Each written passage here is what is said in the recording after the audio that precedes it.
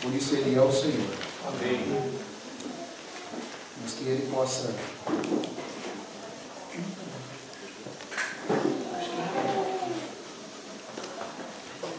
se agradar e nos dar mais um tempo na presença dEle. E utilizando as palavras do amado irmão Delcio, irmãos, só o Senhor Jesus é que tem as palavras de vida eterna. Que Ele possa falar o nosso coração. Queria que a gente pudesse fazer mais uma oração, entregando esse tempo ao Senhor. Senhor, nós te louvamos. Que venha a tua solenidade sobre nós. Que o Senhor unja a tua palavra. Que o Senhor supere mais uma vez a nossa expectativa. Dá-nos o senso da tua majestade, Senhor. É o Senhor mesmo quem faz toda a diferença. Na verdade, Senhor, o Senhor é a única coisa que importa. Nos desperta, Senhor, porque a tua vinda é iminente, porque todos seremos manifestados no tribunal de Cristo, para receber segundo o bem ou mal que tivermos feito, Senhor. Leva-nos a considerar individualmente o que temos feito com o que o Senhor nos tem dado. Realmente, como foi falado, que o nosso coração possa ter uma entrega mais profunda ao Senhor. Nós confiamos em Ti para isso. Guarda-nos do inimigo, guarda-nos de nós mesmos. Ajuda-nos a Te seguir de perto. Está tudo em Suas mãos, Senhor. Em nome de Jesus. Amém.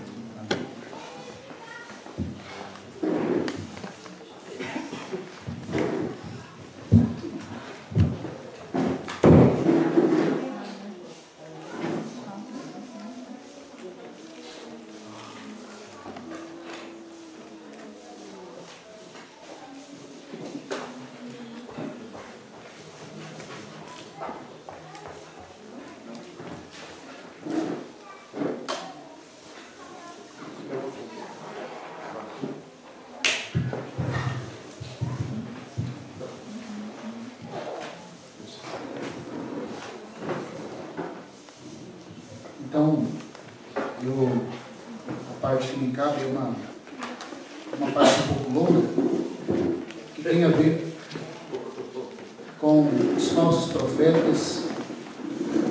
E embora a sociedade bíblica tenha dividido em uma perícope só, em um só contexto, os falsos profetas, a perícope é aquela ideia completa que o Senhor vem falando, né? Mas, na verdade, o texto de Mateus 7 ali, naquela parte que eu vou pedir aos irmãos para que a gente possa abrir, Mateus 7, possamos ler juntos. Ele trata de Mateus 7, versículo 15 ao 23. No versículo 15 até o 20, é uma seção referente aos falsos profetas. Do versículo 21 ao 23, o assunto é com os crentes iníquos, ou aqueles que não caminham segundo a lei, segundo as leis do reino. Então, essa é uma divisão que existe aqui nessa porção. Vamos ler junto, irmãos, do versículo 15 até o 21. Acautelai-vos dos falsos profetas, que se vos apresentam disfarçados em ovelhas, mas por dentro são lobos roubadores. Pelos seus frutos os conhecereis. Colhem-se porventura uvas dos espinheiros, ou figos dos abrolhos? Assim toda árvore produz bons frutos, porém a árvore má produz frutos maus. Não pode a árvore boa produzir frutos maus, nem a árvore má produzir. Toda árvore que produz bom fruto é cortada e lançada ao fogo. Assim, pois, pelos seus frutos os conhecereis. Nem todo o que diz, Senhor, Senhor, entrará no reino dos céus, mas aquele que faz a vontade de meu Pai que está nos céus.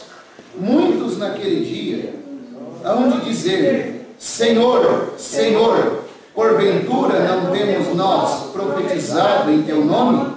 E em teu nome não expelimos demônios? E em teu nome não fizemos muitos milagres?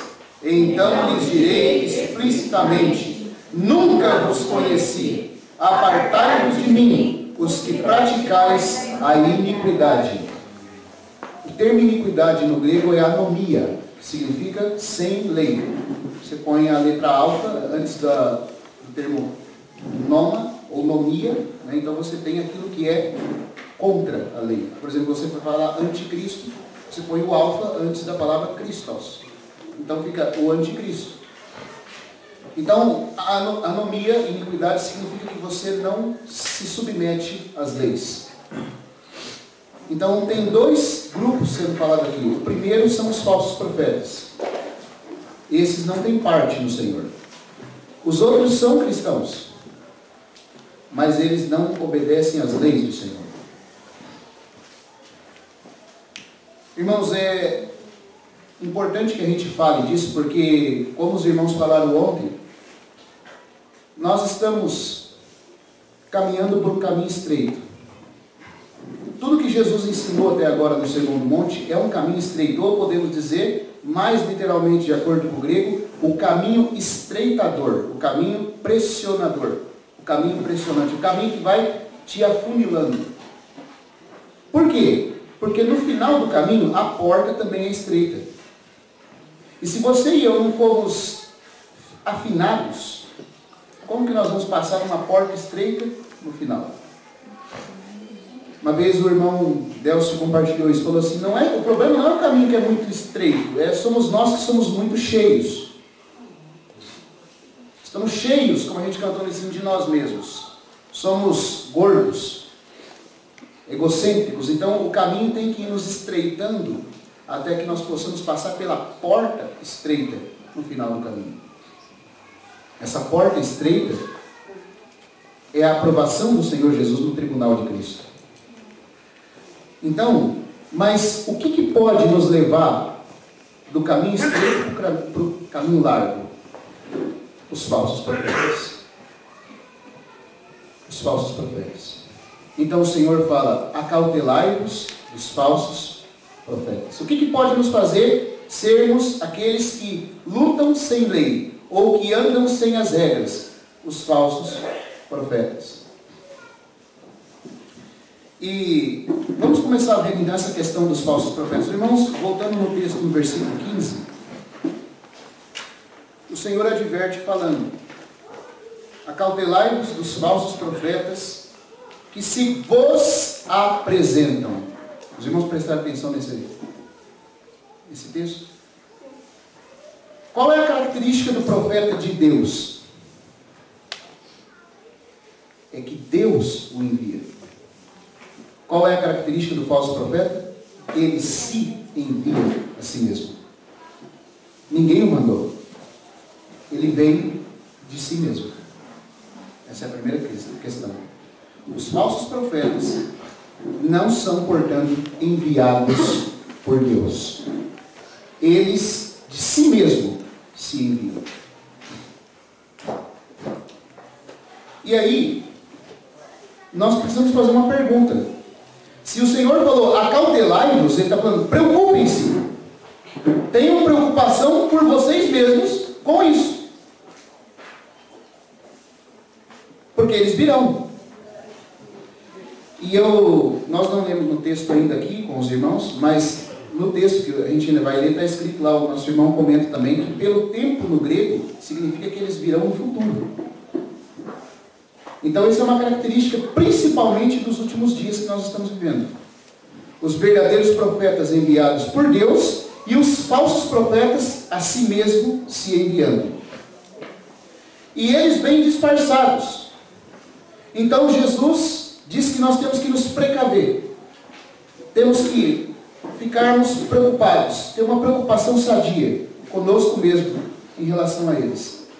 A questão é, irmãos, como nós vamos reconhecer o verdadeiro e o falso? Da parte de Deus, Deus sabe que não foi Ele que os enviou. Mas é importante que nós tenhamos também como saber se eles são ou não enviados por Deus. Então, eu queria dizer uma coisa aos irmãos. Todos os verdadeiros profetas por Deus, mas antes a si mesmos se enviam, não carregam essas marcas. Então é isso que eu queria ver com os irmãos. Quais são as credenciais de um verdadeiro profeta? Primeiro, a sua motivação. E aí depois nós vamos tentar falar da questão prática disso para nós aqui. Qual é, na Bíblia, qual é a primeira característica de um verdadeiro profeta na sua motivação? Então, se os irmãos lerem a Bíblia com cuidado, nós vamos ver que na economia do Antigo Testamento, no plano de Deus no Antigo Testamento, Deus teve um servo, que foi um modelo para todos os outros servos que vieram. A Bíblia cita ele dessa forma. E no Novo Testamento nós também temos os 12 apóstolos e Paulo, mas nós vemos que Paulo, de maneira especial, foi preparado por Deus como um modelo. Ele mesmo diz isso várias vezes. Então você tem um servo no Antigo Testamento e um servo no Novo, que se tornam modelos daqueles que são enviados por Deus. Então nós vamos comparar a vida de Moisés, como um servo no Antigo Testamento, e a vida de Paulo, como um servo no Novo Testamento, enviados por Deus, para que nós reconheçamos quais são as características daqueles que Deus envia. E depois nós vamos tornar um pouco isso mais prático. Primeiro, irmãos, hoje tem muita gente se dizendo servo de Deus. Hoje tem muita coisa tentando levar você a pensar que o caminho que eu e você estamos tomando é o que Deus deseja para nós. Mas como nós vamos reconhecer? Então, na questão dos profetas. Vamos ver Êxodo, vamos abrir em Êxodo, capítulo 3.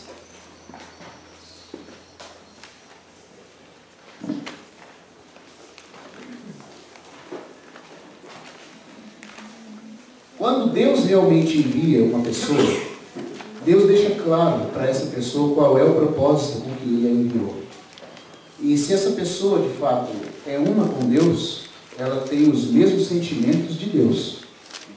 Ela pensa e ela sente como Deus sente. Então, aqui no caso de Moisés, quando Deus apareceu para ele, em Êxodo 3, versículo 12.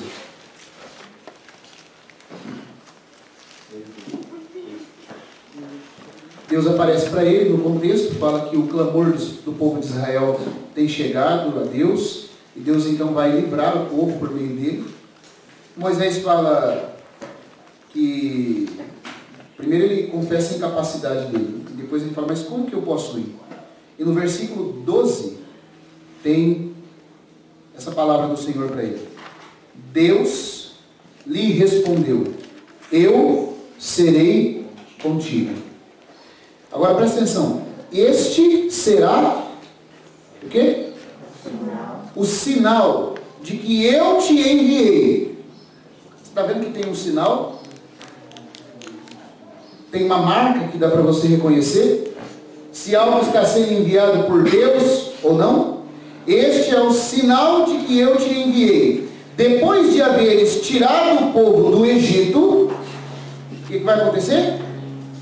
Servireis a Deus neste monte. Então, o servo de Deus, aquele que Deus envia, ou aquilo que Deus está enviando, aquele que Deus está enviando, ele é reconhecido por não trazer nada para si. Ele, quando é enviado por Deus, ele cria no coração daqueles que ele contata o sentimento de que são servos de Deus, que eles devem se submeter a Deus, de que eles vão servir a Deus. Este é o sinal. Reconhecer o Senhor como nosso Senhor. O verdadeiro servo de Deus estabelece Cristo Jesus como Senhor, acima de tudo. Agora vamos ver com Paulo como é que é a questão também. 2 Coríntios capítulo 4, versículo 5.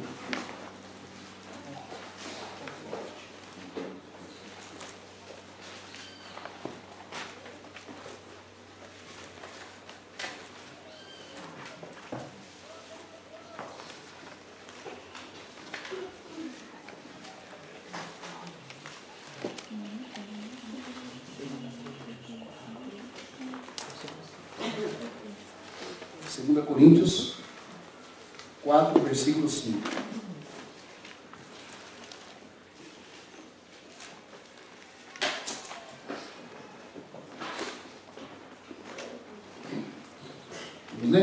Porque não nos pregamos a nós mesmos, mas a Cristo Jesus como Senhor e a nós mesmos como vossos servos por amor de Jesus. Como é que era o ministério de Paulo? Como é que era a característica de Paulo? Nós não nos pregamos a nós mesmos. Nós pregamos a Cristo Jesus como Senhor e a nós como vossos servos. Amém. Por amor de Jesus. Amém. Os irmãos estão vendo como que é igual? Este é o sinal de que você foi enviado, Moisés. Você vai trazê-los para servir a Deus nesse monte. Nunca trazendo nada para si. E Paulo, a Cristo Jesus como Senhor. Mas os falsos profetas, irmãos, eles já começam enviando a si mesmos. Eles não têm uma ordem divina para fazer o que fazem. Eles de si mesmos se enviam. Então aqui já tem essa diferença de motivação. O verdadeiro servo de Deus tem a preocupação de que nós possamos servir a Deus, de que nós possamos se tornar servos de Deus, honrar a Deus como o Senhor da nossa vida, não só como nosso Salvador, mas o nosso Senhor. O falso profeta não, ele busca coisa para ele, e ele mesmo de si mesmo se envia. Outra coisa, o ensino do verdadeiro servo enviado por Deus, como é que é? Nós estamos tocando nas questões mais doutrinárias disso, para depois trazer isso para a prática, na nossa experiência. O verdadeiro servo de Deus tem um conteúdo no que ensina. Como que é o verdadeiro ensino? E aqui, irmãos, deixa eu dizer uma coisa, para ilustrar o que eu estou querendo dizer. Hoje, no grupo, na cristandade em geral, tem muitas pessoas se autodenominando apóstolos. Não é? E quando não basta apóstolo, já virou sacerdote. Agora tem um grupo aí que está criando sacerdote de novo. Tem um aí que está deixando até a barba crescer, pondo um quimpá na cabeça. Tem até querubim já. É? Tem um aí que está se dizendo a esposa de Jesus. Ela diz que ela é a mulher do Apocalipse 12. Se veste de azul, com umas estrelinhas na roupa. Tem uma espada que diz que é a espada do arcanjo Miguel. E ela é a guerreira. Engraçado que a mulher do capítulo 12 não luta, mas essa aí tem até uma espada. A mulher do capítulo 12 foge para o deserto. Essa aí vai enfrentar o dragão. Tem muita gente se dizendo apóstolo, se dizendo enviado, se dizendo isso. Porque começou com pastor, depois é pastor presidente, aí o negócio vai subindo. Aí não basta mais, ele que vai bispo. Aí dos bispos, aí ele vira apóstolo, depois reverendo, apóstolo, aí tem que virar agora sumo sacerdote. E como o Gui falou, tem querubim, tem até a mulher do Apocalipse 12 agora. Né? Tem muita gente fazendo coisa por aí, se dizendo apóstolo. Mas irmãos, vou tratar dessa questão no aspecto doutrinário. Só faltou chegar lá e sentar no trono, né? Só vai faltar isso daqui a pouco. Vamos tocar nesse assunto de forma também doutrinária para depois a gente falar da consequência disso. Deixa eu fazer uma pergunta para os irmãos. Existem apóstolos nos dias de hoje? O que os irmãos acham? Vamos dizer assim, sim e não. Sim. Sim e não. Sim. E não. Sim e não. Em que sentido existe apóstolo no dia de hoje? Nós podemos dizer que os genuínos apóstolos dos dias de hoje, os enviados, são apóstolos do Espírito Santo. Mas apóstolos do nível dos 12 apóstolos e de Paulo, já era. Não existe mais. Qual que é a diferença? Então vamos ver umas coisas importantes dentro da palavra. Vamos em Evangelho de João, capítulo 20.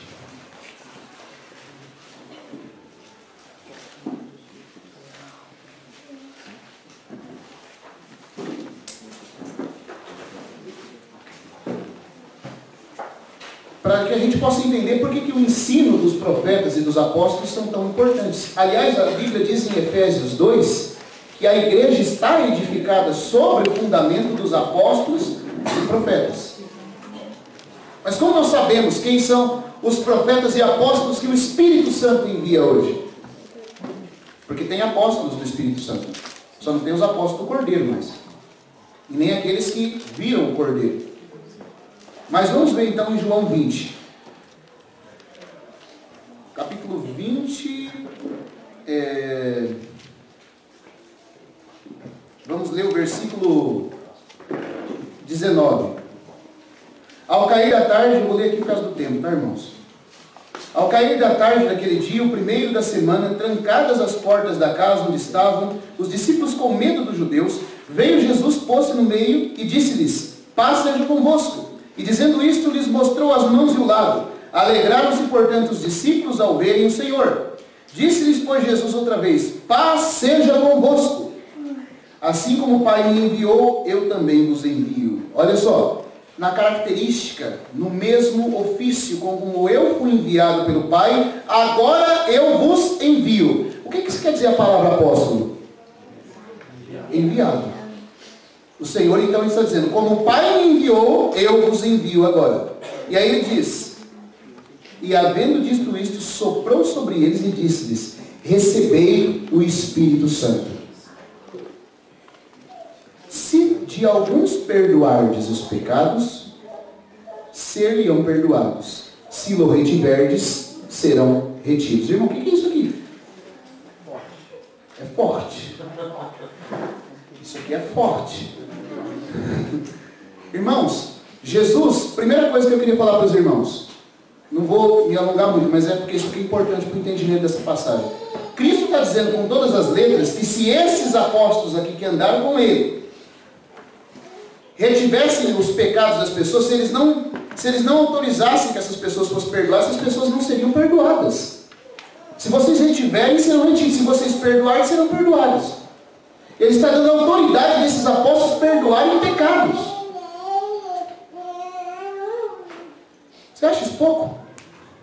Porque para perdoar pecado, meu irmão, você tem que ter uma união com... Você tem que conhecer a mente de Deus a respeito daquela situação. Agora aqui, o Senhor diz, soprou sobre eles o Espírito Santo. No grego, não é principalmente a pessoa do Espírito Santo que está falando aqui. Porque não aparece o artigo pneuma.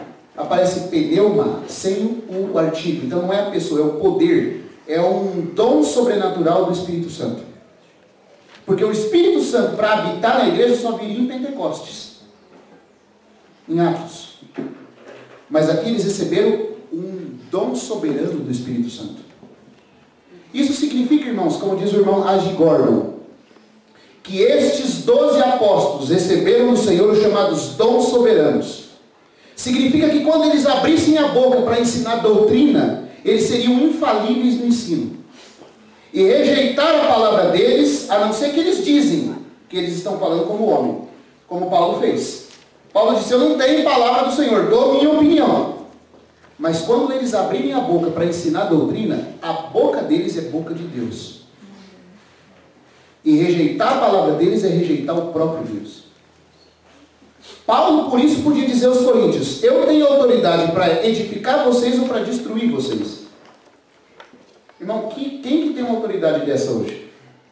Para fazer uma coisa dessa? Ninguém. Estes apóstolos receberam o dom da infabilidade, que a Igreja Católica diz que o Papa tem.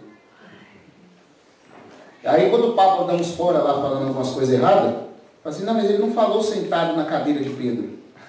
Porque eles acreditam que a hora que ele senta na cadeira de Pedro, vem um negócio assim sobre ele, ele está imantado. Aí não tem falha. Mas se ele falar fora, ele pode falhar. Isso não foi dado para ninguém mais. Os 12 apóstolos e Paulo receberam isso. Eles podem falhar na conduta, mas nunca no ensino. Quando eles têm que ensinar a doutrina, eles se tornam infalíveis no ensino porque estão debaixo de inspiração.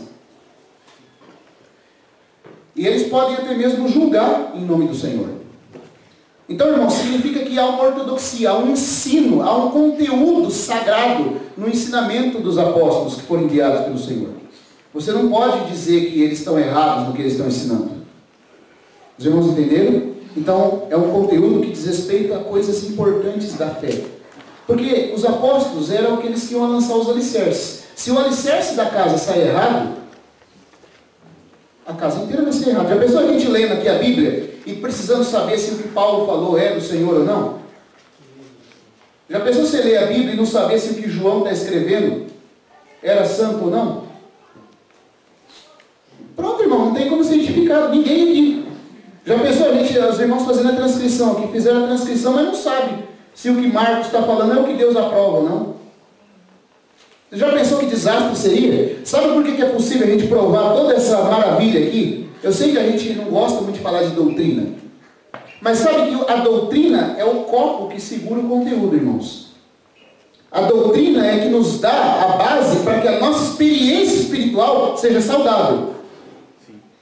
Então, sabe por que é possível a gente estar aqui certos de que o Senhor nos aprova, de que nós estamos corretos, de que Ele sela essa reunião com a aprovação dEle, Ele derrama seu amor no nosso coração? Porque nós sabemos que está sendo validado pela Escritura o que a gente está fazendo. Amém.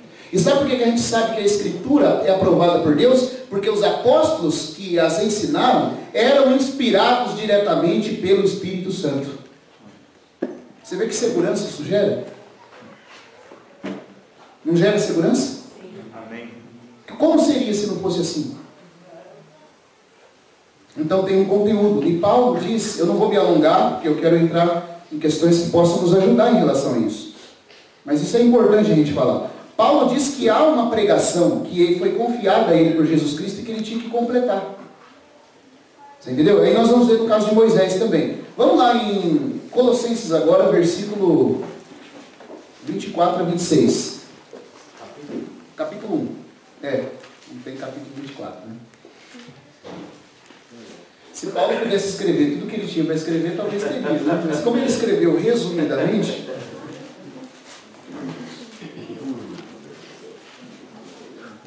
Colossenses 1. Oi. Só uma pergunta, título de curiosidade. Foi por isso que o apóstolo Paulo ele disse: alguém, se mesmo anjo do céu vier e falar coisa diferente do que eu disse, seja maldito. E ele tem a ousadia de dizer que o meu evangelho, irmão, o meu evangelho, primeiro ele falou o evangelho de Jesus Cristo, depois ele falou o meu evangelho. Porque é tanta certeza de que o que ele está fazendo é a palavra de Deus, que ele pode dizer isso. Quem entre os que estão vivos hoje pode falar uma coisa dessa? Em toque. Não pode. Tem que confirmar tudo por essa regra de fé aqui. Então Paulo podia, Pedro podia, os apóstolos podiam, Moisés podia no Antigo Testamento. Tem um outro grupo aí que está falando que eles têm um Moisés agora entre eles. Tem que ouvir o Moisés. Tá? Porque tem um irmão imantado também, que é o último profeta dessa geração. Ele é o apóstolo, ele se diz até o apóstolo João, coisa como essa. Então, era, né? Mas você tem que ouvir ele, porque ele é o sujeito. Não é não, irmãos. Ninguém tem essa autoridade aqui. Mas, Paulo vai dizer que o conteúdo da pregação dele era um conteúdo ortodoxo, sagrado, era a revelação do próprio Senhor Jesus. Então, no capítulo 1, versículo 24, ele fala: agora me regozijo nos meus sofrimentos por vós e preencho o que resta das aflições de Cristo na minha carne, a favor do seu corpo, que é a igreja, da qual me tornei ministro de acordo com a dispensação da parte de Deus, que me foi confiada a vosso favor, para dar pleno cumprimento à palavra de Deus. Essa palavra cumprimento aqui significa completar o que estava faltando na palavra de Deus. Irmãos, eu pergunto, quem pode dizer que vai completar o que está faltando na palavra de Deus hoje? Ninguém. Paulo tinha tanta autoridade e inspiração quando ele escrevia, que às vezes ele mudava algumas palavras de versículos do Antigo Testamento. E você vai questionar ele? Você não pode fazer isso, Paulo. Quem está inspirando ele a fazer isso é o mesmo Espírito Santo. Então ficou claro? Os verdadeiros servos do Senhor, os profetas, o apóstolo Paulo, os 12 apóstolos, eles ensinavam o que era correto com relação à pessoa e obra de Cristo. E Moisés? Como é que foi com Moisés? Qual era o conteúdo do que Moisés ia dizer ao povo de Israel? Como verdadeiro servo de Deus também. Vamos lá em Êxodo 3 agora. Irmãos, eu estou correndo por causa do tempo. Eu tenho um problema sério com o tempo. Conhecido de irmão.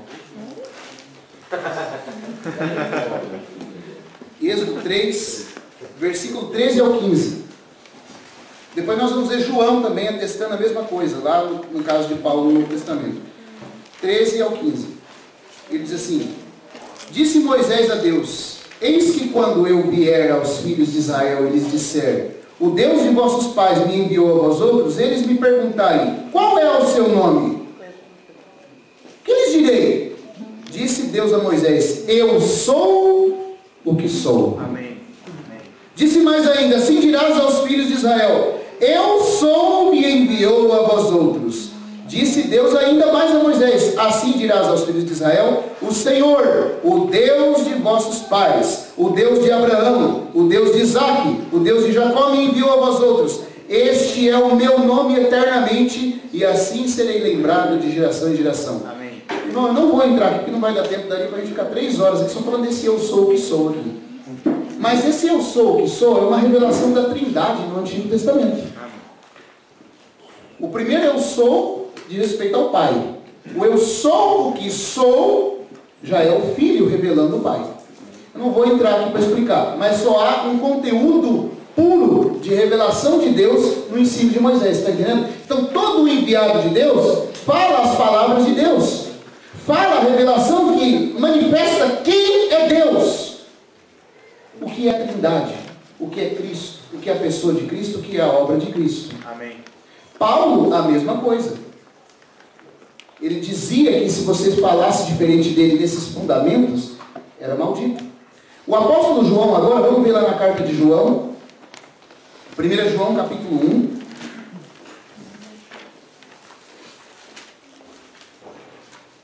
Tem muitos versículos, a gente está pulando alguns aqui, porque não vai dar tempo de ler todos. Capítulo 1 de João, versículo 1 até o 3, ele diz assim, 1 João, capítulo 1 de 1 João, versículo 1 a 3. O que era desde o princípio, aqui João falando. O que temos ouvido, o que temos visto com os nossos próprios olhos, o que contemplamos com as nossas mãos, e o que contemplamos e as nossas mãos apalparam com respeito ao verbo da vida, o Logos, o verbo, o Filho do Pai. Você está vendo que o que Moisés fala e o que os apóstolos falam diz respeito ao mesmo assunto? Eu sou o que sou, o Deus de Abraão, o Deus de Isaque, o Deus de Jacó. Na verdade, Deus de Abraão, Isaque e Jacó também é a Trindade. E aqui João está falando, o que contemplamos com as nossas mãos, e as nossas mãos apalparam com respeito ao verbo da vida. E a vida se manifestou e nós a temos visto, e dela damos testemunho. Não é um ensino que vem dele. Dela damos testemunho. E vos anunciamos a vida eterna, a qual estava com o Pai e nos foi manifestada. O que temos visto e ouvido anunciamos também a vós outros, para que igualmente mantenhais comunhão conosco. Ora, a nossa comunhão é com o Pai e com o Filho, Jesus Cristo. Então, irmãos, esse é o conteúdo do ensino dos verdadeiros enviados de Deus. A motivação é fazer Deus ser o Senhor de todas as coisas. Amém. O ensino é com relação à pessoa e obra dele. E também mais uma coisa, a conduta e vida desses servos. Tem o selo da vida deles, da forma como eles vivem. Eu vou terminar essa primeira parte falando disso para que nós possamos tirar algumas consequências disso para nós. Por exemplo, Moisés. Vamos ver lá em Êxodo. Porque se alguém diz para você que ele é enviado de Deus, ou você acredita que essa pessoa veio de Deus para te ajudar, ela tem que trazer essas marcas. Então em Êxodo capítulo 3, vamos lá. Capítulo 3 não, capítulo 4. Irmãos, dou toda a liberdade de vocês me monitorando, tá? Por causa do tempo, né? Capítulo 4, vamos ler do versículo 1 em diante. Ele diz assim: respondeu Moisés, mas eis que não crerão, nem acudirão à minha voz, pois dirão, o Senhor não te apareceu. Então, além do ensino e além da motivação, tem que haver uma coisa mais palpável pelo qual você identifique que Deus enviou essa pessoa. O Senhor não te apareceu. Perguntou-lhe o Senhor, que é isso que tens na mão? Respondeu-lhe, um bordão. Então lhe disse, lança-o na terra. Ele a lançou na terra e o bordão virou uma serpente. Primeira coisa, aquilo que você se apoia. Aqui tem uma lição para nós. Moisés teve que pegar o bordão, que ele era um pastor. Ele se apoiava nesse bordão para poder apacentar as ovelhas e poder corrigi-las. Mas de repente ele viu que esse bordão, quando Deus falou, virou uma serpente. Então, o que é a serpente, irmãos? O que a serpente te lembra na Bíblia? Adão e Eva. O diabo. O diabo. Todo servo de Deus sabe que tudo que ele se apoia fora de Deus, o diabo está por trás. E há a mentira do diabo por trás. Isso significa que a autoridade daquele que governa por Deus não se apoia em si mesmo, porque qualquer coisa que você se apoie fora de Deus, Satanás vai manipular. A serpente estará escondida naquilo. Então ele não ousa confiar nele, nem na autoridade dele. Essa é a primeira lição que todo servo de Deus tem que aprender. Se você se apoiar em qualquer coisa fora do Senhor, Moisés até agora não tinha aprendido essa lição, ele estava confiando na eloquência dele. Mas eu não sei falar. E Deus falando, eu serei com você. Mas eu fui pesado de boca, eu vou ser com você. Aí Deus falou para ele, pega esse bordão que você está segurando, joga na terra, para que você aprenda que qualquer coisa fora de mim é diabo. Os irmãos entenderam como eu quero dizer? O diabo pode se esconder por trás de qualquer coisa que não seja o Senhor. Moisés fugiu, depois Deus mandou ele pegar aquela vara pela cauda. A maneira de você lidar com qualquer coisa que o mundo te dá é nunca ir do modo que o mundo faz. Pegue pela cauda. Pegue pelo jeito que Deus trata aquela situação. Por exemplo, no mundo, quem é que manda? Quem é que governa? Os que têm autoridade, né? Mas na igreja, como é o governo? Quem é que tem autoridade no meio do povo de Deus? Quem é o maior? Aquele que serve. Então você tem que pegar pela cauda. É o reino invertido. Amém. Irmãos, é o reino invertido. Como é que pode a gente estar cantando aqui alegre em querer se rebaixar, em querer servir em vez de mandar? Não é uma pirâmide, é uma casa. É. Não é uma pirâmide, não é um templo, um mausoléu, é uma casa, é uma família. E nós temos que aprender a conduta do reino. Amém. E geralmente, irmão, vai ser invertido, vai ser do jeito diferente do mundo. O mundo pega pela cabeça, nós pegamos pela cauda. Amém. Você entendeu? Outro sinal, além de você não se apoiar, ou a pessoa que vem não se apoiar nela mesma, tem outra coisa que tem que acontecer. E essa aqui trata mais profundamente conosco. Deus falou para Moisés fazer mais uma coisa. Estende a mão, não, aí depois pega pela cauda e a serpente se tornou em bordão. Agora vamos ler o versículo 6. Disse-lhe mais o Senhor, mete agora a mão no peito. Ele fez, e tirando, eis que a mão estava leprosa, branca como a neve. Irmãos, o peito é a região do coração. Ai, irmãos, isso fica até difícil para mim falar. Cada um leve a mão ao coração e vê o que tira de lá. Se você nesse exato momento levar a sua mão ao seu coração, o que vai sair de lá? A lepra é uma doença muito maligna, porque ela vai destruir a pessoa ainda viva. Ela é um tipo de doença que a pessoa vai apodrecendo ainda viva. Geralmente o corpo entra em putrefação depois de morto, mas a lepra vai matando você estando você vivo. E ela faz uma coisa, ela faz com que você perca a sensibilidade. Os leprosos, muitas vezes de hemorragia ou de alguma coisa, porque tirava. Então a lepra representa o estado mais maligno do pecado. Moisés estava com 80 anos de idade, achava que Deus poderia usá-lo para libertar Israel, mas Deus falou para ele, mete a mão no peito, Moisés. Ou seja, eu vou mostrar qual é a verdadeira condição do seu coração, para que você aprenda a não confiar no seu coração. O irmão disse assim, uma vez, você pode se gabar de ser uma pessoa perfeita. Diante dos amigos, dos irmãos, aqui é fácil ser espiritual. Mas nas horas noturnas da noite, sozinho, se você levar a mão ao coração e consultar com fidelidade a sua consciência, você se verá extremamente leproso. Cada um de nós tem que fazer isso. E o verdadeiro servo de Deus sabe que é assim. Ele não confia, como a gente leu no texto de manhã aqui, na sua própria consciência. Paulo dizia, olha, minha consciência não me acusa de nada, mas mesmo assim eu não me dou por justificado. Porque quem me julga é o Senhor. Amém. A sua consciência e a minha consciência podem enfraquecer, irmão. Pode ficar doente, pode ficar fraca e pode ser até cauterizada. Mas aonde nós temos o testemunho certo do que Deus deseja? Na sua palavra. Amém. Então esse é o segundo ponto. O servo de Deus que Deus envia não confia em nada fora de Deus e não confia também em si mesmo. E depois uma outra coisa. Deus fala para ele fazer um terceiro sinal. Versículo 8. Se eles não te crerem nem atenderem às evidências do primeiro sinal, talvez crerão na evidência do segundo. Se ainda não te crerem mediante esses dois sinais, nem te ouvirem a voz, tomarás das águas do rio e as derramarás na terra seca. As águas do rio se tornar-se-ão em sangue sobre a terra. Esse rio é o rio que abastece o Egito, é o Nilo. Representa esse suprimento que o mundo pode nos dar. Mas ao obedecer a Deus, ele vê a verdadeira natureza desse suprimento, que parece deleitoso, parece que dá vida, né? Mas o que se torna? Sangue. O Deus deles, né? Idolatrado.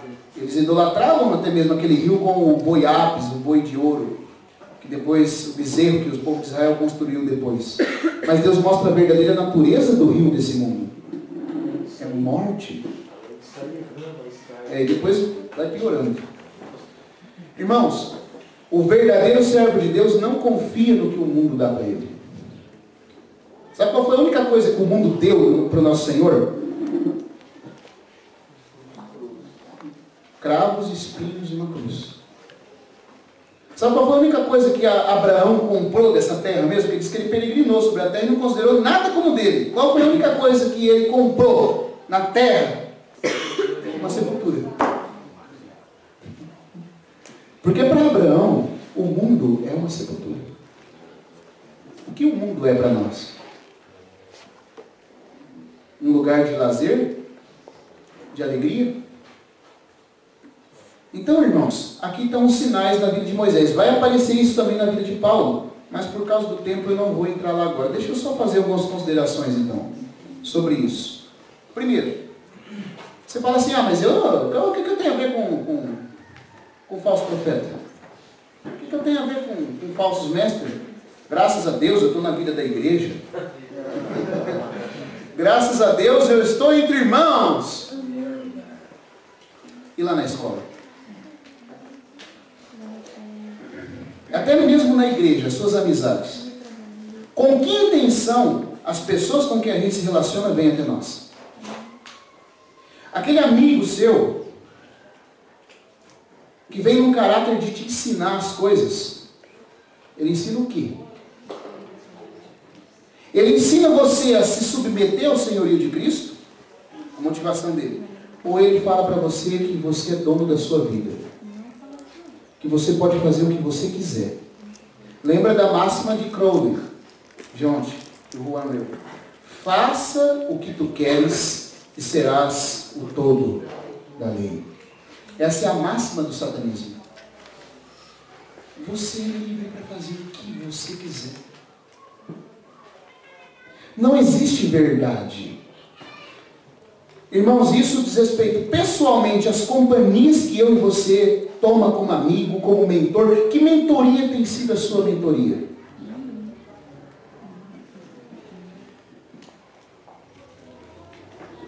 Sabe, aqui a gente vive uma vida santa. Mas, irmãos, desculpa falar aqui, no perfil de alguns jovens eu vejo coisa pelo Facebook, as redes sociais, que dá vergonha de dizer que é crente. E fazem, e postam coisas como se fossem donos de si mesmos.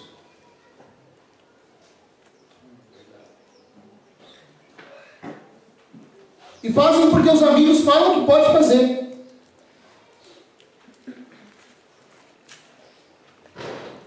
Isso num nível mais individual, porque depois ainda também no mundo existe o espírito do falso profeta, o espírito de anticristo, que vocês sabem que tem sido feito, como o Alisson já falou aqui da engenharia social. O que eles têm feito? O que eles têm provocado? Cada vez se torna mais normal falar que você não é um homem ou uma mulher. Lá em Penápolis, nos dias que os jovens saíram lá para a praça à noite para evangelizar lá, eu não fui no dia, depois os irmãos me contaram. Estava lá um grupo, vestido com umas camisas. Como é que era, Mateus? Vem ver.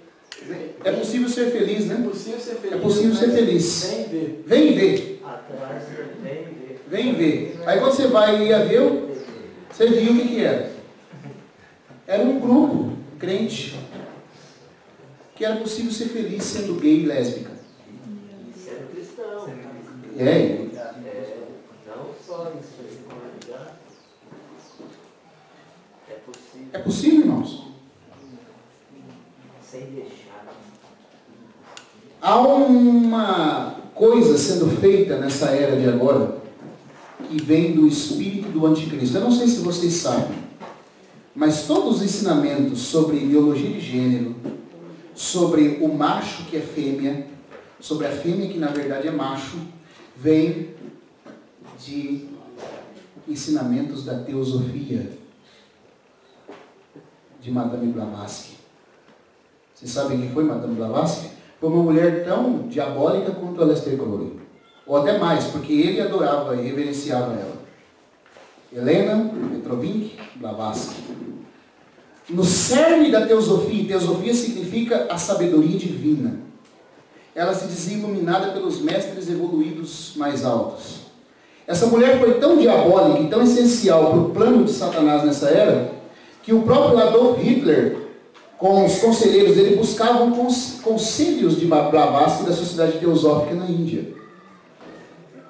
O satanismo de Hitler não teria sido apoiado de maneira hermética como foi, se ele não tivesse o apoio do satanismo de Madame Blavatsky. Foi ela que, com as regras dela, disse que uma espécie é superior à outra.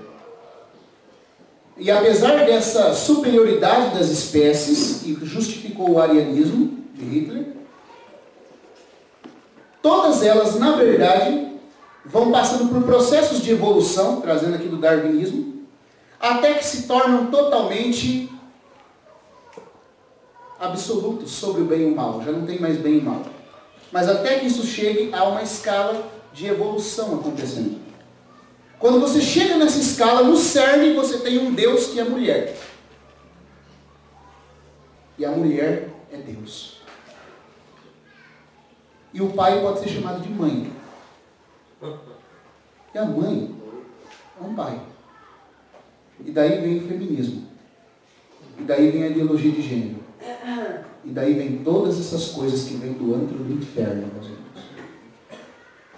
E é isso que estão querendo ensinar nas escolas.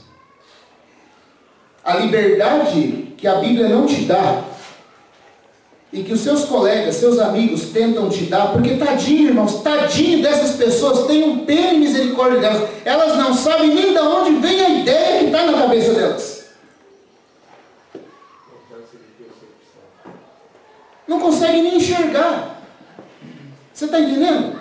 Mas o triste é ver que nós, que dizemos que somos o povo do reino, o povo que conhece essa revelação, se misturando de maneira libertina, de maneira indiferente com isso, sem saber que você está aderindo a coisas que os satanistas planejaram para você. E o diabo dá risada na sua cara, porque ele te trata como um porco e como um cão, sendo que na verdade porco e cão são servos dele. Mas ele quer te tratar assim. Então, perdão, Daniel, até a questão da Avon agora tem investido firmemente nessa questão da... não, eu fui ver o catálogo e outra, não só na Natura, eu fui ver da Amazon, que eu entrei lá para comprar uns livros e estava lá Dia dos Namorados. Eu fui ver, o que é isso aqui? Dani, em Rio Claro tem um outdoor enorme do Boticário escrito Desobedeça. Boticário e Avon está investindo pesado para isso. Tá vendo? A palavra Avon em hebraico significa rebelião. Não é, Alisson? Avon. É o termo mais perverso para rebelião descontrolada. Avon. É o nome dessas coisas, irmãos. Esse é o mundo que a gente está inserido. Então, com que motivação as coisas vêm até você? É isso que eu quero falar. Porque você não pode não ter um falso profeta aqui pessoalmente, te falando coisas para te guiar. Mas há um ensino feito pelos falsos profetas que viveram há 200 ou há 150 anos atrás e ainda repercutem até hoje. Eles não são tolos, irmãos. Quando Jesus disse que os filhos das trevas são mais hábeis na sua geração do que os filhos da luz, isso é verdade. Eles maquinam, como o Davi falou aqui daquele escritor do Admirável Mundo Novo. Isso é uma engenharia, um projeto para deixar eu e você sem ter a capacidade nem de raciocinar a origem das coisas que nos afetam. Eu pergunto, isso não veio de falsos profetas? Quem foi Madame Blavatsky? Quem foi Aleister Crowley? Falsos profetas. Assim como Deus no século XIX levantou grandes irmãos e grandes profetas que se contraporam a isso, Satanás enviou seus falsos profetas. E as ideias desses falsos profetas estão presentes. Já tem crianças nos Estados Unidos e pai que já apoiam criança de 8 anos, 5 anos de idade para ser aqueles... Você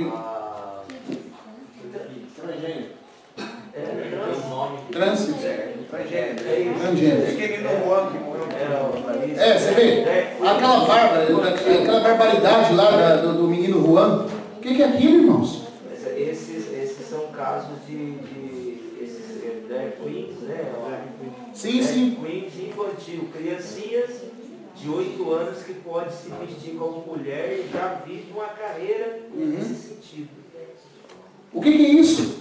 Isso, na verdade, eu não vou ficar me alongando aqui, mas se vocês quiserem saber essas coisas aí, leiam lá o livro As Eras Mais Primitivas da Terra, volume 2. Irmãos, são ensinamentos de espiritualistas, de falsos profetas verdadeiros, satanistas, e crentes aderindo a esses pensamentos, esses comportamentos. Outra coisa que era muito promovido por Madame Blavatsky, o sexo desenfreado. Quando você põe uma roupa aparecendo as suas partes que você deveria guardar, você está aderindo a esse pensamento do sexo para imbecilizar a população e para que possa promover um modo de você perder todo o senso da imagem de Deus.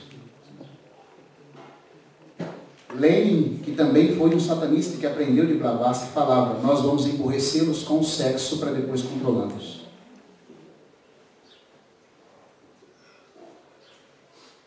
Aí vai lá o crente, o cristão, sendo seduzido por falsos profetas, que não trazem nem o senhorio de Cristo, que não trazem a pessoa e obra de Cristo revelada e não traz as marcas de um enviado. Vai lá o crente dançar funk, e ainda posta, irmãos.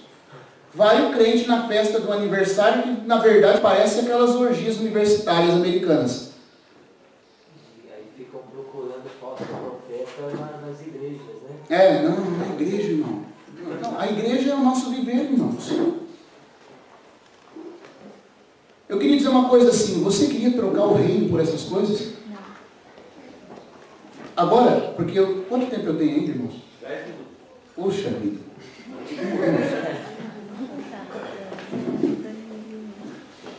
Vamos falar agora desses crentes iníquos, porque os crentes iníquos são os crentes que ultrapassam as regras e as leis exatamente por ouvirem os ensinamentos dos falsos profetas. Os falsos profetas negam a Cristo como Senhor. Eu não vou ler aqui, tem muitos versículos falando dessa característica deles. Eles negam a pessoa de Deus, e se não existe Deus, tire Deus da história e você vai virar Deus, e você vai poder fazer o que quiser. Então, como os falsos profetas tiram Deus do centro, e Jesus Cristo e sua obra do centro, você pode fazer o que quiser. Certo? Esse é o cerne. Faça o que quiseres e serás o todo da lei. Amor sob a lei, amor sob a vontade. Ou seja, se você ama, o mundo quer fazer parecer que o amor é Deus e não que Deus é amor. Você entendeu a diferença? O amor é Deus. Então, se você está feliz, faça. Só que isso, de acordo com Mateus 7, fala, irmão, por que você sempre bate nessa tecla? Porque a gente está sendo, irmão, assediado por isso. Não adianta esconder. O problema nosso no fim dos tempos, um dia o Andrezinho falou para mim isso, acho que o desafio dos mártires no primeiro século era morrer por Cristo. O desafio dos santos nos últimos tempos é viver para Cristo. É viver sem uma maneira que seja iníqua. Então vamos ver aqui em Mateus 7, vamos voltar para Mateus 7, vamos concluir com essa questão. Os crentes iníquos, aqueles que são crentes, que professam Jesus como Senhor, e preste atenção que no texto de Mateus 7, Jesus não disse que eles não fizeram milagres no nome dele. Jesus não disse que eles estavam mentindo. Você reparou? Porque tem alguns irmãos que pensam que esses daqui do capítulo 7, versículo 21 em diante, são falsos crentes. Não, eles não são falsos crentes. Eles são aqueles que, apesar de crentes, não se submeteram à lei. A anomia, iniquidade. Interessante o arranjo que é posto, que ele fala primeiro dos falsos profetas, que gera... Essa é a ligação. Porque ouviram os falsos profetas e se tornaram crentes iníquos. Já que os demônios quando eles persuadem os falsos profetas a enviam esses falsos profetas, para os incrédulos eles querem levar ao inferno. Porém, como o Pember também fala no texto aqui, eles sabem que os cristãos eles nunca terão eternamente, no máximo eles querem fazer com que você perca o reino. E é esse ensino de demônios que gera os crentes iníquos. Porque quem é o sem lei? Quem é que quebrou toda a ordem que havia no universo primeiro? Satanás. Quando você e eu desrespeitamos o que está escrito aqui, irmãos, ainda que por menor que seja o mandamento, nós estamos aderindo ao ensino de demônios. Então vamos ver aqui no versículo 21. Nem todo que me diz, Senhor, Senhor, entrará no reino dos céus. Veja que o assunto aqui de novo não é ser salvo, ter vida eterna. É reino. É quem vai reinar e quem não vai.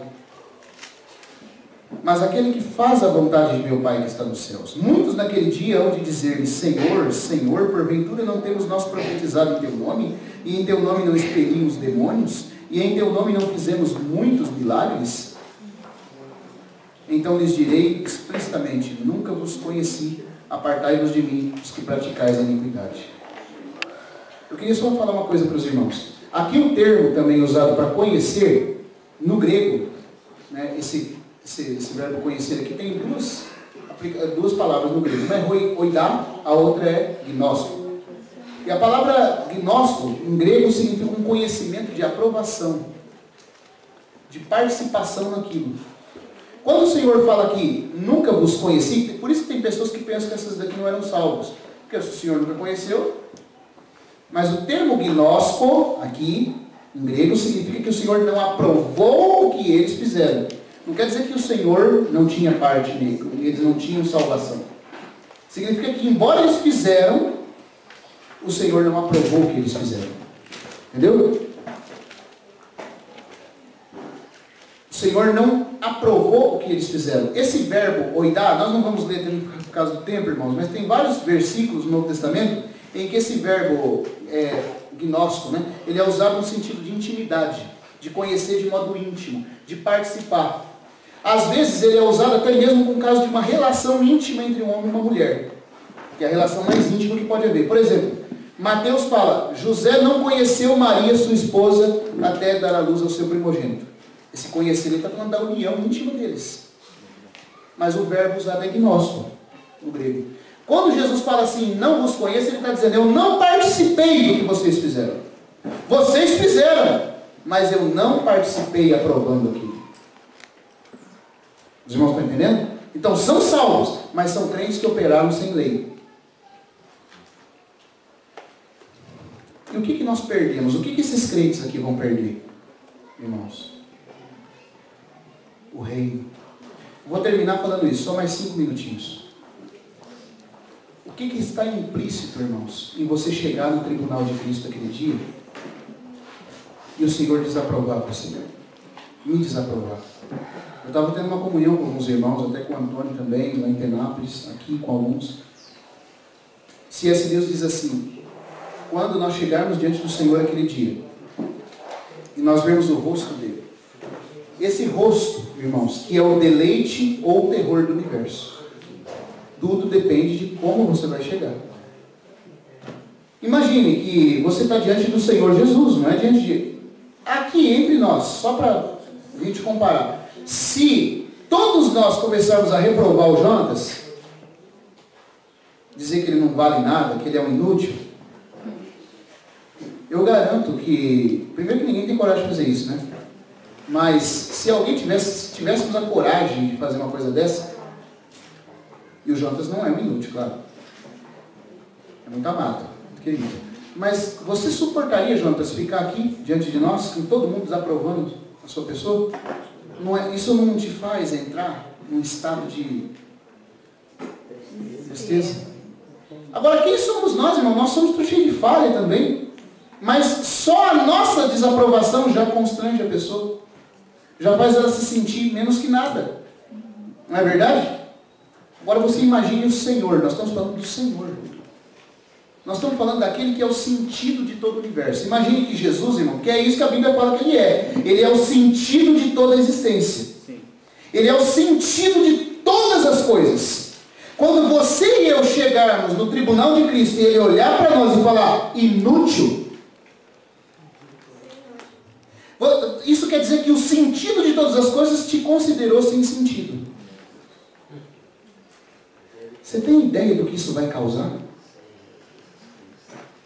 E com Jesus, irmão, não é que nem nós, eu excedi um pouquinho. Quando o Senhor Jesus fala, está falado. É em verdade, em verdade. Você tem ideia, irmãos, do que é você ser desaprovado pelo Senhor? Se tornar uma vergonha. Não para algumas pessoas, para o universo. Porque se ele é o sentido do universo e está dizendo que você não prestou, que você não serviu, você tem ideia do que é isso?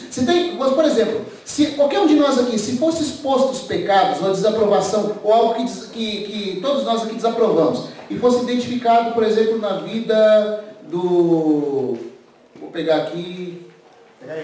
O Guilherme. O Guilherme. Se algo fosse desaprovado, algo que desaprove o Guilherme aqui diante de todos nós, eu garanto que se alguma coisa ruim nele viesse à tona, ele não conseguiria ficar diante de nós pelo senso de que está nu, de que está sendo... aquela sensação de ser exposto. A sensação de vergonha. Você já teve uma dívida com alguém, você não tem coragem de olhar no rosto da pessoa. Você não tem coragem de ficar diante dela. Irmão, agora imagine quando o Senhor olhar para você e disser para você, inútil, e o universo inteiro vai assistir essa manifestação. Qual é o sentimento que vai ser produzido na sua alma? Mas é isso que muitos vão escutar naquele dia. E sabe o que vão perder? Queria terminar com isso aqui. O Senhor garante que o reino não será para todos. Ele diz que muitos vão perder. E poucos entram por essa porta. Essa porta não é a salvação eterna, não. Essa porta aqui é a porta do reino, porque os discípulos já estavam andando na estrada. Agora deixa eu mostrar uma coisa para os irmãos. E eu paro, tá? Eu acredito que eu ainda não passei, né? Mas se eu for passar, é só um minutinho, irmão. Vamos em João capítulo 6.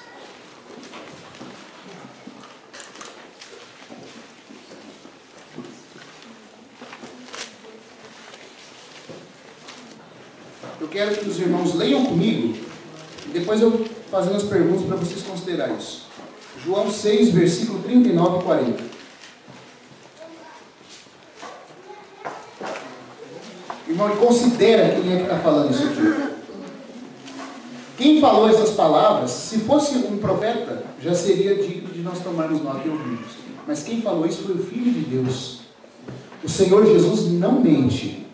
O Senhor Jesus ele não cede a pressões, ele não se molda ao nosso caráter. Ou é nós que aderimos a ele, ou estamos fora. Como a gente falou, ele foi manso, humilde, mas você nunca pode dizer que ele é fraco e conivente. Ele nunca faz média. João 6, versículo 39 e 40. Vamos ler. E a vontade de quem me enviou é essa, que nenhum eu perca de todos os que me deu. Pelo contrário, eu o ressuscitarei no último dia.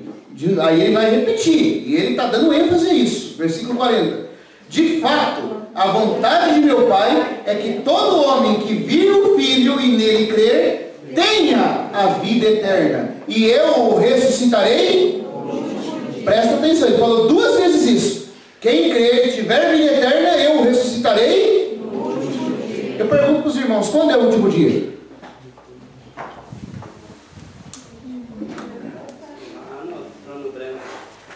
Quando vai ser o último dia? As irmãs ficam, quando o Senhor voltar. Não é não. A irmã já falou ali, ó. Mas vamos ver o porquê. Agora vamos para o capítulo 12. Segura essa expressão último dia aí. E vamos para o capítulo 12 de João. E eu quero, irmão, sabe? Porque eu vou falar para os irmãos, meu coração ficou preocupado com essa questão. Tem se preocupado nesses meses com isso. Porque nós estamos à iminência de coisas tremendas que vão acontecer no fim dos tempos. Nós estamos na iminência de guerras mundiais, nós estamos na iminência do acordo de paz no Oriente Médio, nós estamos na iminência da abertura do 6º selo. E os cristãos vivendo como se nada estivesse acontecendo. Eu pergunto, só esse tempo que você viveu de cristão até agora já deu para te transformar? Já deu para te preparar para estar diante do tribunal de Cristo? E eu pergunto, você acha que com pouco tempo você vai conseguir isso? O que nós vamos perder se nós não correspondermos? Então, olha só, capítulo 12 vai dizer quando que é esse último dia. Nos últimos versículos aí, ele vai falar, Jesus falando. Vamos ler o versículo 48.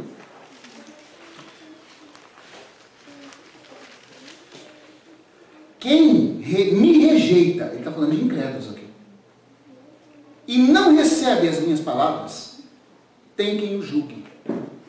A própria palavra que eu tenho proferido, essa o julgará quando? No último dia. Agora, eu não vou entrar em questões escatológicas, que não vai dar tempo. Mas todo mundo que estuda escatologia, sem sombra de dúvida, até o mais fraquinho no estudo de escatologia, sabe que o último dia, o juízo dos incrédulos, não é o tribunal de Cristo. É o trono branco, no fim do milênio. Certo? Acabou o milênio, a era vindoura, veio o grande trono branco, onde todos os mortos são colocados para prestar conta. Esse é o último dia, é o juízo que Jesus está falando aqui. Só que, irmãos, você viu o que ele falou no capítulo 6? Ele disse que quem creu, a garantia para quem creu, é ressuscitado no último dia também. Todo que creu tem garantia de que quando passar o milênio, vai ressuscitar. A ressurreição do último dia. Então eu estou querendo dizer uma coisa aqui para os irmãos. Sério, irmãos. Puxa, o Senhor me dê graça para poder falar isso. Se eu e você não formos fiéis, não é só essa vida de sofrimento que nós vamos ter que passar. Nós não iremos ressuscitar para a era vindoura. Nós não teremos parte na glória do reino. Nós ficaremos nas masmorras do Hades, aguardando 1000 anos para ser ressuscitados. Porque Jesus falou que quem creu tem vida eterna e vai ressuscitar no último dia. A garantia é que vida eterna, Nova Jerusalém, você tem. Quando terminar o milênio e começar a Nova Jerusalém, no trono branco você vai ressuscitar. E é por isso que o livro da vida abre lá no trono branco. Porque tem salvo que vai aparecer lá também. Porque ele não foi digno de ressuscitar para o milênio. Agora, para provar o que eu estou falando para vocês, vamos em Lucas 20, versículo 34 e 35. Onde Jesus fala de uma ressurreição por dignidade.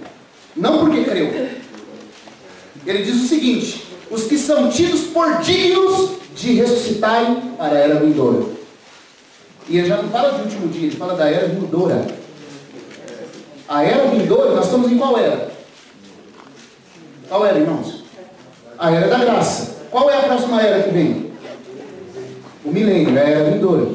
Mas para ressuscitar para a era vindoura, você tem que merecer isso. Não pela sua própria força, pela ajuda do Espírito Santo. Mas há uma questão de dignidade envolvida. A ressurreição geral, ele garante se você crer. Você vai aparecer no último dia ressuscitado. Amém. Mas você pode, irmão, não se levantar, não ter o corpo glorificado. Você vai perder a glória.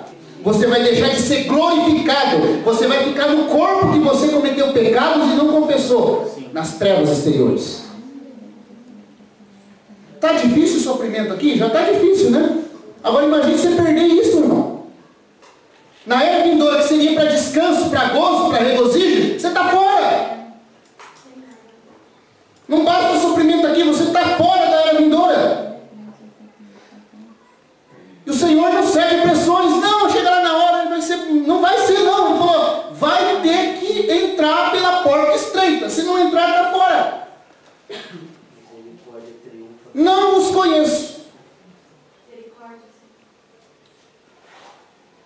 Olha só. Perdão, viu, irmãos, eu acho que eu já passei. Mas eu vou concluir aqui. Toda vez eu passo um pouquinho. Mas Lucas 20, versículo 34 e 35. Repare a diferença. Lá ele diz que quem creu vai ressuscitar no último dia. Aqui ele fala de uma ressurreição para a era vindoura. E coloca a questão da dignidade. Então lhes acrescentou Jesus: os filhos deste mundo, a palavra mundo aqui é aion, era, no grego dessa era presente, casam-se e dão-se em casamento. Mas os que são ávidos por dignos do quê? De alcançar o quê? O último dia? A era vindoura. E a ressurreição. Ô irmão, digno de alcançar a vindoura e ressurreição, mas a ressurreição não é só para quem creu? Creu já não tem garantia que vai ressuscitar? Não, aqui não. E é por isso que você vai ver em Filipenses 3, Paulo falando que ele precisava do poder de Cristo, para ser conformado a Cristo na morte, para tomar a forma do Senhor Jesus, o Espírito de Cristo crucificado, para que de alguma maneira ele alcançasse a ressurreição dentre os mortos. Se essa ressurreição que Paulo está falando vem pelo crer, por que ele tem que se emprenhar tanto assim? O Senhor já garantiu que quem creu vai ressuscitar no último dia, mas não é dessa ressurreição do último dia que Paulo está falando? Sim. Paulo está falando da ressurreição para a era vindoura. Hebreus, vamos para Hebreus agora também. Hebreus 11.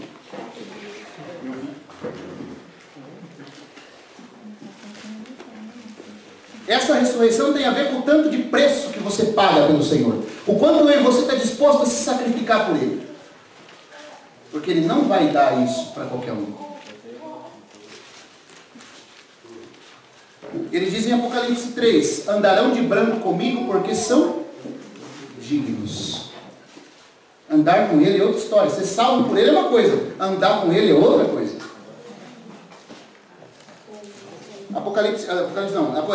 Hebreus 11, versículo 35.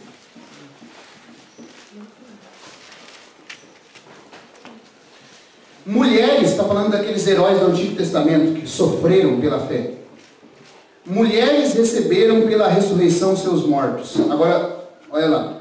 Alguns foram torturados, não aceitando seu resgate, para obterem superior ressurreição.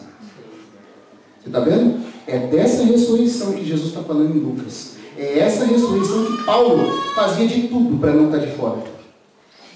Como diz um cântico que a gente cantava, por tal prêmio foi que Paulo alcançou nas irmãs. Irmão, você quer perder isso? Você quer ficar aqui, desse jeito aqui, nesse corpo de pecado, aparecer no tribunal de Cristo, ser reprovado, perder toda a era vindoura? Queremos? Então o que deve ser a nossa atitude, irmãos? Santificação. Sem a qual ninguém verá o Senhor. Que o Senhor tenha misericórdia de nós e nos ajude, irmãos. Nos ajude, porque não vai ser brincadeira. Não vai ser brincadeira o tribunal de Cristo. Não é brincadeira. O irmão Ni, vou falar desse testemunho dele e orar aqui para encerrar. Você sabe que o Atmani ficou 20 anos preso na prisão em Xangai. Eu não sei se eu já contei, alguns irmãos sabem dessa história. Isso está no livro dele, biografia, o Atmani, um servo de Deus. E a história diz mais ou menos assim. Quando, em 1960,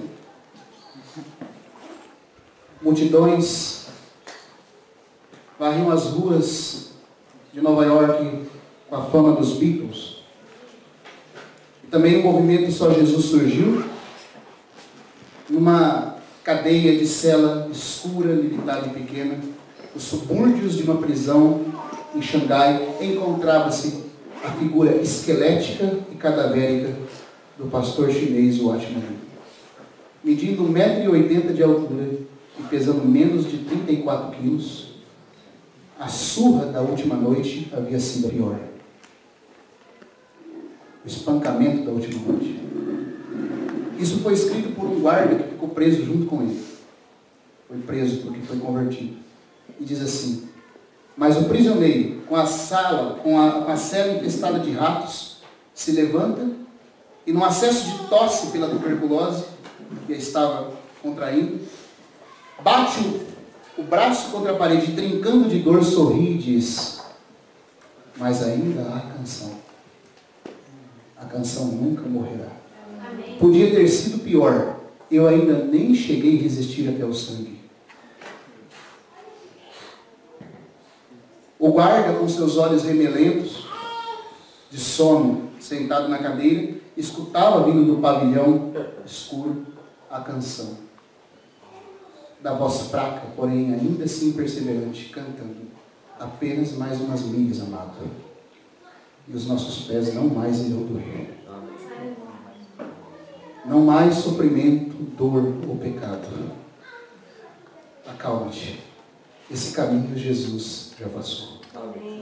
O guarda, não resistindo a escutar aquela canção com frequência, se aproxima da cela, inquietante, diz: Pastor Lee, o senhor ainda está vivo? E o irmão Lee, chamado de pastor, responde: ainda estou. O mestre não me levará para casa sem que primeiro você venha. Sou teimoso demais para morrer.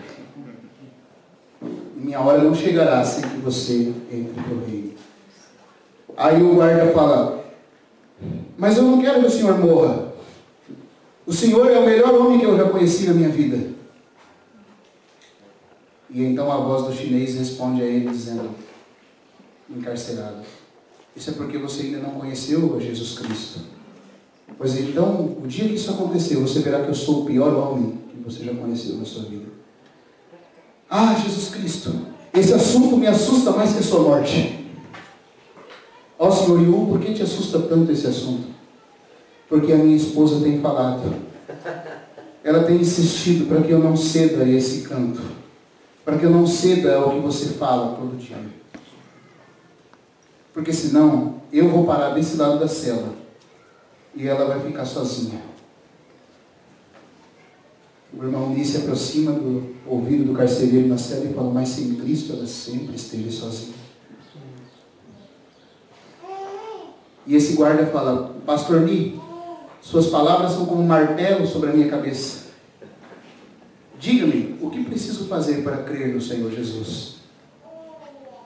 O pastor então o chama mais para perto e continua a canção dizendo: podes ouvi-lo sussurrar docemente: Senhor Yu, a sua jornada acaba de começar. Aleluia. E o guarda foi preso com ele. Aleluia. E a esposa ficou sozinha duplamente. Aleluia. Dizem, irmãos, que depois, quando Billy Graham já estava pregando nos Estados Unidos e ficou sabendo da situação dos cristãos na China, os irmãos dos Estados Unidos arrecadaram uma oferta muito grande para enviar para a China, porque o governo chinês exigia uma quantidade muito alta para soltar o irmão. Tanto Billy Graham como John Stott participaram disso. E enviaram uma alta quantia, mas a quantia foi rejeitada. Quando ele cumpriu 15 anos, o tempo foi estendido para 20. E a quantia, quando completou, para ele ser solto, foi rejeitada. Irmãos que conheceram esse guarda, e conheceram o que o irmão Lee falou a esse guarda, dizem que na verdade não foi o governo chinês que rejeitou. O irmão Lee, sabendo que o seu fim se aproximava, rejeitou ser resgatado, para que se cumprisse nele esse versículo: alguns foram torturados não aceitando o resgate, para que pudesse obter uma superior ressurreição. Amém. Irmãos, eu pergunto para você, não é esse o modelo que eu e você quer? Ele partiu, e quando entraram na cela dele para retirar o corpo dele, encontraram debaixo do travesseiro uma frase trêmula, escrita de maneira trêmula, com letras garrafais, que diziam: Jesus Cristo é o Filho de Deus, que se fez homem, morreu pela redenção dos homens e ressuscitou ao terceiro dia. Essa é a maior verdade do universo. Morro alegre por causa de minha fé no Filho de Deus. Amém. O Atman Lee, escravo do Senhor Jesus Cristo. Aleluia. E assim ele partiu, irmãos. Esses terão uma superior ressurreição. Mas para aquele que crê e brinca e leva as coisas sem lei, não os conheço. não aprovei o que vocês fizeram.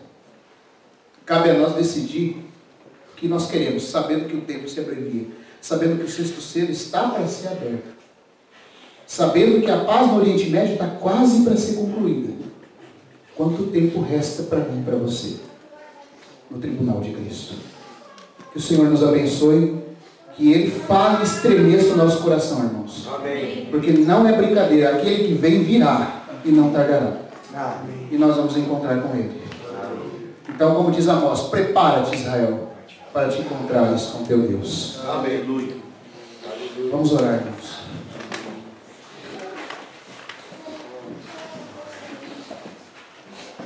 Senhor Jesus, Amém.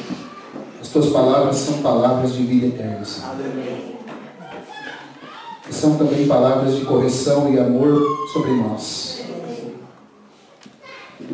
Nós queremos te pedir perdão pela negligência, pela forma, Senhor, indiferente de reação diante da sua palavra. Tantas coisas estão acontecendo, Senhor. O tempo está se acabando. Mesmo para nós que somos jovens, não resta muito tempo, Senhor. Porque se nós não formos através da morte te encontrar, o Senhor já está vindo ao nosso encontro. O Senhor disse: eis que cedo venho, e comigo está o meu galardão, para retribuir a cada um segundo as suas obras. Senhor, tem misericórdia de nós. Tem misericórdia de mim, Senhor. Tem misericórdia de cada jovem, de cada adolescente, de cada irmão, Senhor. Leva-nos a nos espelhar nesses servos genuínos do Senhor. Livra-nos do espírito do anticristo, que está preparando o caminho para o anticristo. Livra-nos dos falsos profetas, que ensinam os ensinos dos satanistas e diabólicos. Senhor, nós queremos te pertencer e queremos ser aprovados no seu tribunal. Queremos que o Senhor possa nos louvar dizendo: servo bom e fiel, você andará de branco porque é digno. Obrigado, Senhor. Fala no nosso coração. Continua ministrando a nós as palavras da vida eterna. Em nome do Senhor Jesus. Amém.